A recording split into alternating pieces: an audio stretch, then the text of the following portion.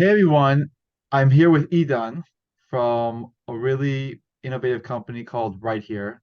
I met Idan a little while ago in actually Manhattan at a really cool event, and I'm very excited to have him here to tell us about your company and just what you guys do. I know it's a really amazing company. Yep. Thank you for inviting me, Shell. It's a pleasure to be here. Of course.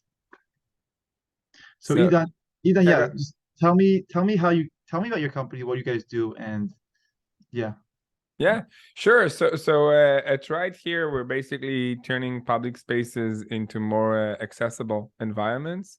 We help accessibility managers in different enterprises to improve their ADA compliance as well as their customer experience.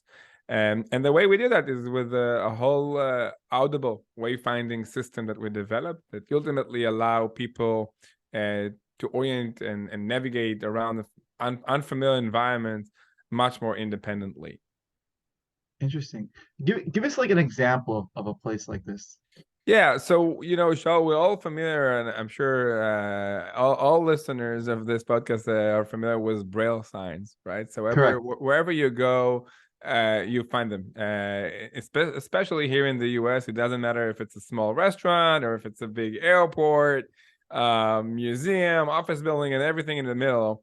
And by the way, it doesn't matter if it's in New York, if it's in Maryland, where I am, or LA or wherever that is. There are Braille signs all around us, and usually you'll find them, by the way, in restrooms, in elevators, meeting rooms, etc.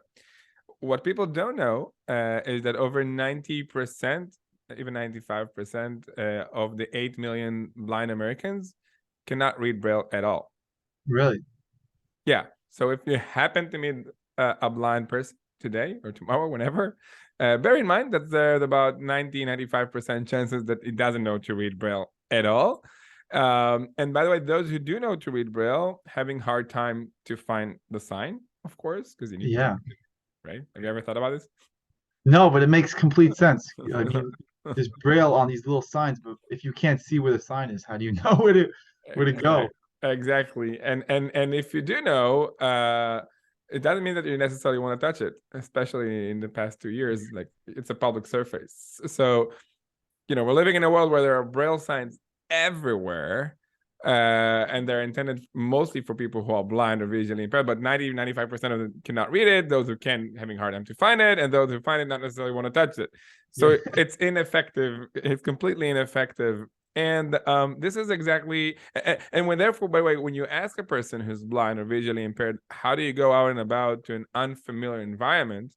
Yeah. Usually the answer is with somebody. It could be Correct. a mother, a father, a friend, whoever. And this is exactly what we're changing it right here. We're allowing people to be more independent wherever they go. We do that with a free app. It's a free app, both Android and iPhone. It supports 26 different languages. We have a whole outdoor based on GPS experience, but I think what's really unique about our solution is the fact that we allow a similar experience indoors, and to be able to allow it in an indoor environment, we're using a beacon technology, which is basically devices, small devices that are Bluetooth devices that allows us to identify the user location. And thirdly, there is an online dashboard which allows us to basically configure and describe the environment for that user whenever he arrives near that beacon. We've been doing that in the past 5 years in over 2,000 locations, mostly in Israel. Yeah, it's something I'm very proud of. I see your face. So yeah, it is a lot. We're currently the most adopted one in our new market, and it's exciting. But it's just tip of the iceberg. There's so many buildings, over 6 million commercial buildings here in the US under ADA regulations. So yeah, there's a lot of work for us. Wow, I have so many questions. Go First of ahead. all, how does it work exactly for, let's say, like take me through like the person has the app, right? How would it help them navigate a space? Like what is it talks to you? Like what does it do? Right. Right. So first of all, for those listening to us and ask themselves right now, hey, how would a blind person even use an iPhone? Right? Yeah. There's no Yeah. buttons on this. So yeah, so for those of you who are not familiar, there's under settings, there is something called accessibility, and there's in iPhone it's called voiceover, in Android it's a talkback. It's basically screen reader software that are embedded by default. So this is how they use, by the way, Facebook, Instagram, TikTok, WhatsApp. They're all around this. By the way, they're not just using apps; they're also developing apps. Like one of my friends is an apps developer, completely blind. So Wow. so yeah. So similarly to how they use any other app, they also use the Right Here app. And with the Right Here app, they can just launch the app, find what locations in their area are Right Here enabled. Let's just say they find McDonald's, for example, in their area. We work with all the McDonald's restaurants in Israel. Oh, Um, cool.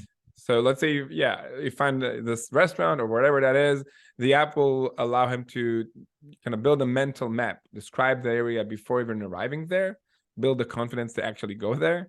Then the app, we're gonna ask him, how would you like to get there? And we have already integrations with Uber, Lyft, and similar other public transportation services. And once he actually arrived at the facility, then the app will start describing him the environment. So, for example, you are at the main entrance to McDonald's. The open hours are Monday to Friday, whatever the hours are. And then no matter where he points around with his smartphone, it let him know what is there in what distance. So to the counter, Wow. continue in this direction for 30 feet. To the restroom, continue in this direction for 10 feet. And no matter where he points with his iPhone. There's a bunch of more other features, of Yeah. course, but these are the Yeah. main ones. Yeah. I think I've been fascinating through this work in the past few years to realize that it's while we kind of build it in the beginning, especially for people who are blind or visually impaired, we came to realize that it's very helpful for so many other audiences that we haven't even thought about. Interesting. And Like what? so for example, think about cognitive disabilities like dyslexia. Mm, You might see a sign or a menu, and you might even able to read, but not necessarily easily. correct. So being able to hear that text that in front of you, a visual text in front of you in audio format, is very helpful, and even language barriers. Correct. You might I see do. it, you can read it perfectly, but you might not necessarily read Hebrew, right? So if Yeah. you're in Israel, for those listeners who visit Israel already, you know that not all signs are in English. Correct. So if you can hear it in your own language, it could just help. Wow. It's also in the McDonald's example, like it would read the menu, like tell you what the So it's up to them to decide what they like to okay. do, but specifically, yeah. So so it won't read the menu that you have there. What it will do, it will basically, there is a link to every in every point of interest at the facility. You can add a link that could be a link to a menu, and then you have Wow. the whole menu in a digital format instead of scanning anything. It's just a digital format of the menu. Um, I'll maybe mention another thing, important Sure. feature that we have is just a call for local assistant. Wow. This is mostly useful for bigger complexes than a McDonald's. Like think about a university campus Mm, or a big office building or a museum, and you might need someone for help, for whatever help that is. And by the way, not because you're necessarily blind or visually impaired, but because of a heartbeat or because of whatever reason. So correct. instead of today, how will you do it? Well, open up your phone, go for Google, right? And then you're gonna ask, oh well, campus, whatever, Yeah. Baruch College, whatever university Yeah. it is. Look for the contact us, and then I have a phone call with someone that is far away that has no idea what you want from him. Correct. One of the easiest features that we've done is just have a phone call with someone relevant at the building of where you are, um, for that type of service. So, Wow. so today the thinking is allowing everyone to enjoy the different accessibility features that we have. Wow, it's so innovative. I love it. I'm just so curious what this is something super special, honestly. Why'd you start this? Where did the idea come from? What's like the drive? I feel like you have a drive behind it. What is this drive? Well, so the drive is that there's two things that really I think defined me. Yeah. One is that I tend to get lost very easily. Wherever I go, Don't we everyone who all? knows me, like, yeah, like laugh about me like I'm this guy when you go to a new place and he'll take right, although we've done that before, it should be left. So Yeah. I'm always get lost. So this is one. And secondly, is that independence is a super important value for me, like being able to do things by your own and independently. So when we just started that, we thought, okay, I thought if we'll be able to address the most the audience with the most severe orientation Mm. challenges, you ultimately will be able to solve it to people like myself. Um, and as I saw that the independent that it provided people, I just fall in love with the mission, the vision, Yeah. and we're still writing the history. No, for sure. I mean, this is a journey. This it's not really an app. It's more of like just it's a whole platform helping people. Yeah, and you know what? One of our marketing materials, there's like a big headline. It's not an app; it's a movement, and Mm. it truly is, because one of the things that we found with this is that I guess even for some of the listeners here, the fact that people who are blind can code is a surprising fact, I didn't know that. and it's a surprising fact because we as society aren't accessible as we can be. Correct. Not because the technology isn't there, it's there. But we as society, we're not realizing that people who are blind can do such crazy things, and therefore we're not necessarily hire them, and therefore we're not necessarily give them the room they deserve. So what I really love about our work is that together with the blind community, our users, together with companies who work with us on having their environment more accessible, and obviously with the nonprofit organizations in the field, we're truly building a movement around inclusion of this audience, and this is the Wow. best gift I could get. Yeah, I love it. Now to tell me, so you said you started the company what about 5 years ago? Is that correct? Yes. Now tell me how has it gone from 5 years ago to now? How's the journey been a little bit? Like Easy peasy. No. yeah, nothing, yeah. Yeah, so easy, simple. Yeah, I was just sitting on the sofa. No. Yeah. To be serious, it was a challenge. It's still a Of challenge. It's a course. challenging journey. Everyone knows that. We're working in a new category. One of the Correct. challenges is in working in defining a new category. I like to think about this category as talking signs category, if you will, is that it's so new that whomever you talk to, whether if it's new employees or potential investors, they usually come to say, hey, I have no idea about this field. Like, yeah, I know you don't, nobody do. We're Yeah. defining it together. Yeah. So from a fundraising, it wasn't easy. And obviously, by the way, from a sales perspective at the beginning, until we've been able to reach enough of references, it was a hard task. Like, Yeah. why would we need that?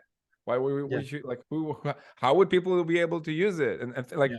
um this is still challenges that we're obviously still addressing, but it's much easier than it used to be. Yeah. And as we're building more and more references, it's becoming easier, not easy, but easier. Easier, There yeah. is a network effect here. So the Yeah. more locations that are joining, the bigger the value there is to our users, to the facilities we work with. Yeah. The app is free, as I said. We're basically we are a B2B Mhm. SaaS company. We're selling it to enterprises.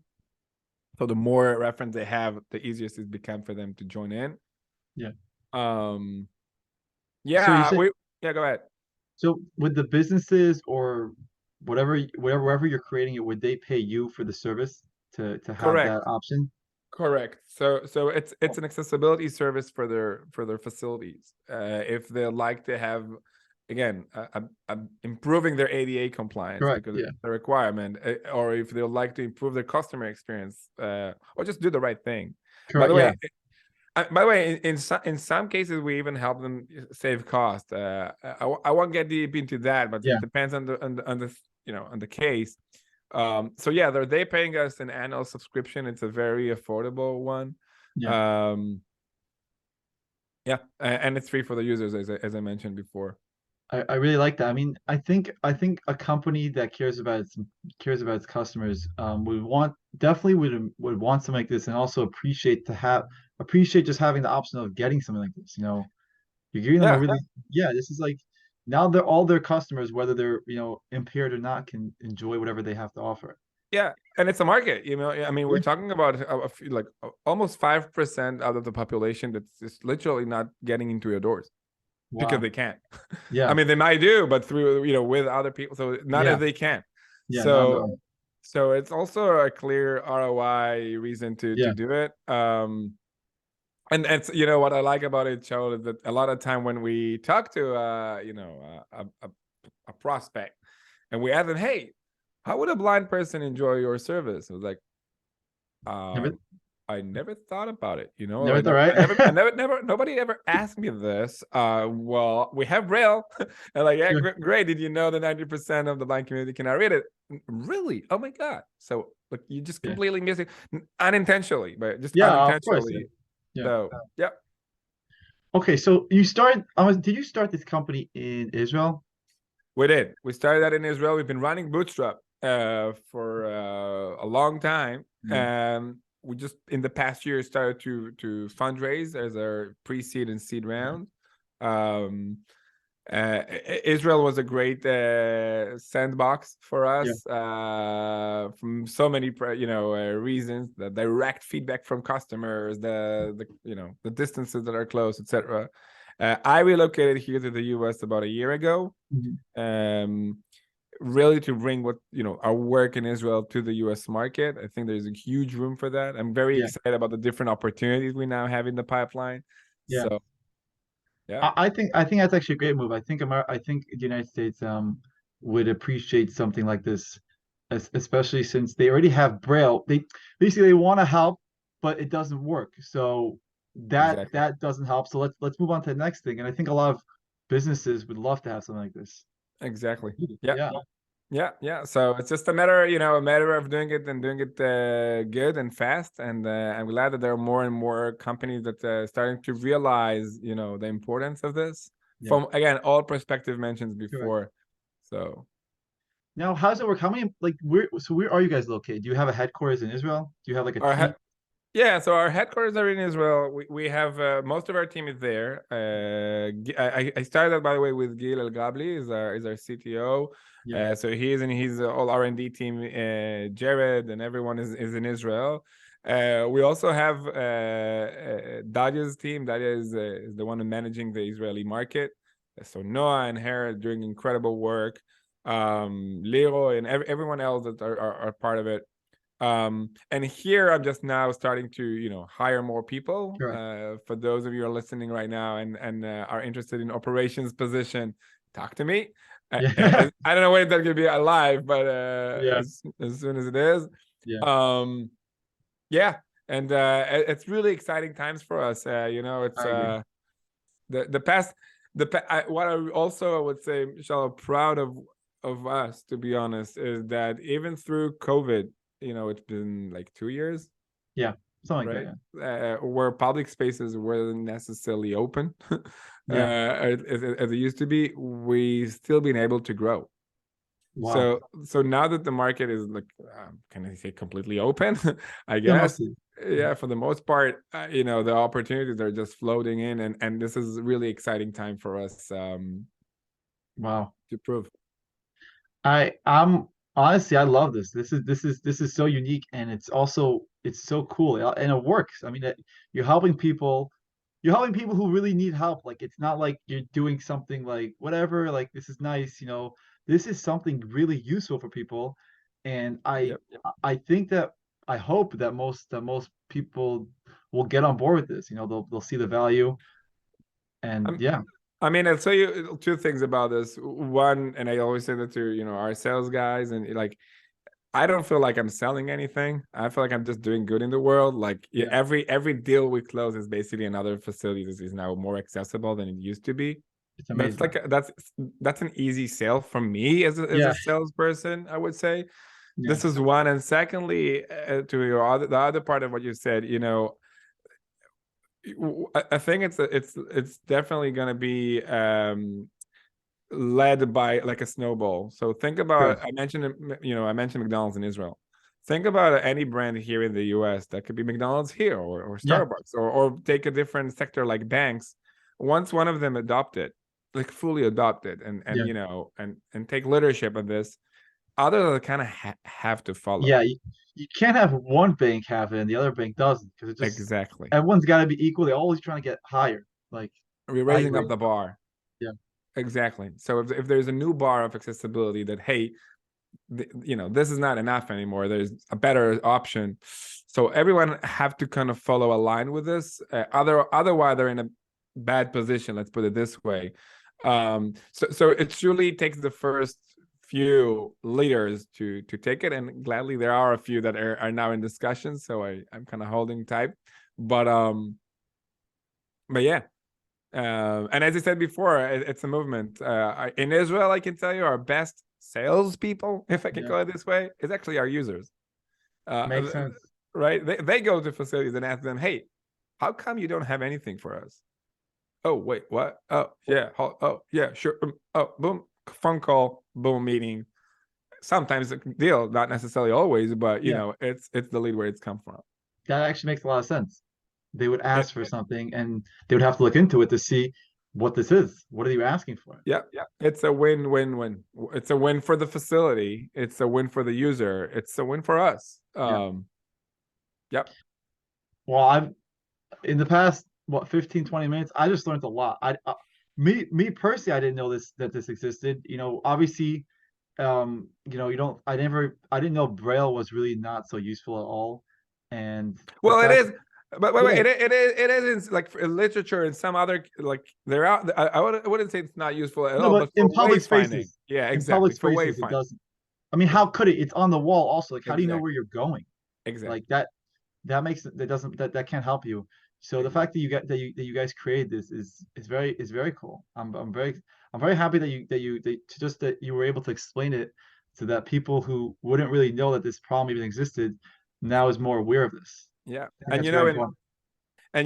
in New York, where you're at, there's a lot of prop tech companies. They're a lot of times just kind of missing what we're doing because they think, oh, it's an impact startup. It's helping the blind. Yes, we are doing impact. Yes, we are helping the blind, but yes, Yeah, we are selling to facilities, to properties. yeah, So definitely a prop tech startup to look at. yeah. Wow, Idan, I think you explained everything really well, and I understand exactly what you guys do, and I'm very excited to see where you guys go. I hope that every single building in the country in the world has your technology because they all should. That's the truth. They really all should. And you're making it easy. You're Absolutely. ready. Absolutely. We're talking now, it's February 2023. I'd Yeah. love to do a follow on in 2024, I five, would love that. whenever, and tell you how many more locations has joined this revolution. I cannot wait for that. I'm really excited. And I do think that you guys are already there, but I think you guys are going to explode soon because as you said, once one or two big companies get this technology, they all need it. They don't Yep, it's not want, they all need it because that's a new bar. you got So it. I'm super excited for that. Thank you. And thank you for the opportunity here today. It was great speaking with you and yeah, we will be in touch. We'll definitely do another one. Absolutely. Thank you so much. Thank you.